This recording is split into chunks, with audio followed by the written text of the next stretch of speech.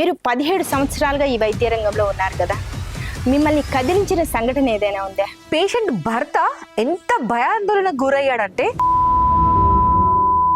అతని కంగారు చూసి మాకు భయం వేసింది. అట్లాంటి సిచ్యువేషన్ లో మీరెంత సంపాదించారు? సో ప్రైవేట్ హాస్పిటల్స్ లో నడిపే వాళ్ళకి ప్రభుత్వం నుంచి ఏం లాభం వస్తుంది? ప్రజలకు చెప్పి చెప్పి చెప్పి ఒక స్టేజ్ లో ఎలాంటి స్టేజ్కి వచ్చామంటే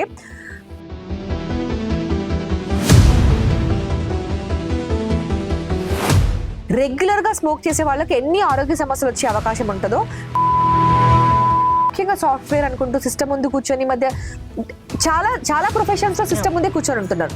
గంటల తరబడి అట్లా సిస్టమ్ ముందు కూర్చునే వాళ్ళు గుర్తుపెట్టుకోవాల్సింది ఏంటంటే సమాజంలో ఉన్న అవినీతుల్లో మెడికల్ మాఫియా ఒకటి. మీరు దాన్ని సమర్థిస్తున్నారా? మెడికల్ మాఫియా అని దేని అనాలి అని అంటే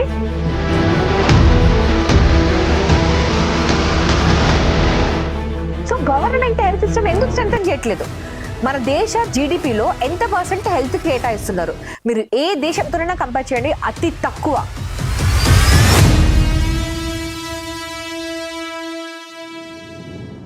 ఉచితాలు ఎన్నిచ్చినా అడుక్కు తింటున్నట్టుగానే ఉంటారు ప్రజలు. ఇప్పుడు మన అసెంబ్లీలో, తెలంగాణ అసెంబ్లీలో ఇంకొక 5-10 సంవత్సరాల తర్వాత వైద్య విద్య యొక్క పరిమాణాలు డాక్టర్స్ జిగ్ వర్కర్స్ గా. మహిళల ఆరోగ్య విషయంలో సమాజంలో ప్రధానంగా ఉన్న అపోహలు ఏంటి? వాటిని మనం ఎలా అధిగమించాలి? మహిళలు చాలా అభివృద్ధి చెందుతున్నారు, చాలా ముందుకెళ్తున్నారు. మహిళలు అన్నిటిలో చాలా బాగా చూస్తున్నారు. ఇప్పుడు పెళ్ళాలే మొగుళ్ళని టార్చర్ చేస్తున్నారు, భార్యలే భర్తలను చంపుతున్నారు.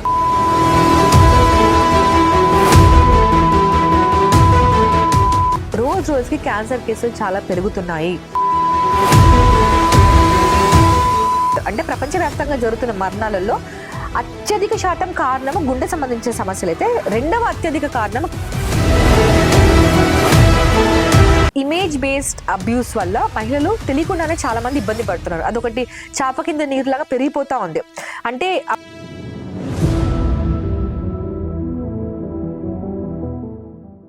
చాలా మంది భయపడుతున్నారు మళ్ళీ అదే స్టేజ్ వస్తుందా అని.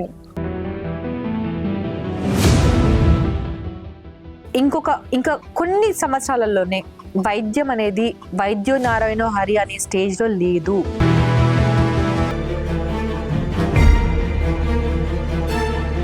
సామాన్య ప్రజలకి వాళ్ళు పెట్టుకున్న సర్టిఫికేట్ బోర్డు అనేది రైట్ రాంగ్ అనేది తెలియదు.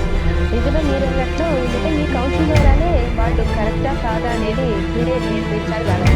సో కరెక్టా కాదా తెలిసి